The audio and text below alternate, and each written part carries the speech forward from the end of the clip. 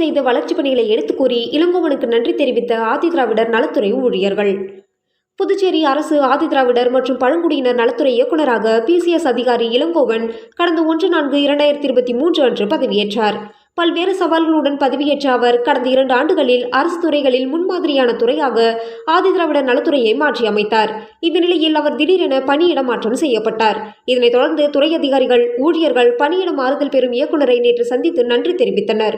அப்போது கடந்த 2 ஆண்டுகளில் துறை இயக்குநராக இளங்கோவன் செய்த சாதனைகளை பட்டியலிட்டனர். அதாவது சட்டசபையில் முதல்வர் ரங்கசாமி அறிவித்த திட்டங்களான சிறப்பு குறுநிதியை, வரலாற்றில் முதலாக செயல்படாத மாணவர் விடுதிகளை புனரமைத்து அசைவ உணவுகளை வழங்கி மாணவர்களின் பாராட்டை பெற்றது, கலப்பு திருமண உதவித்தொகை, வீடு கட்டும் நிதியை உயர்த்தி வழங்க நடவடிக்கை எடுத்தது உள்ளிட்ட சாதனைகளை பட்டியலிட்டு பாராட்டினர். மேலும் துறையில் 57 கடைநிலை ஊழியர்களை பணி நிரந்தரம் செய்ததற்காகவும் நன்றி தெரிவித்துக் கொண்டனர்.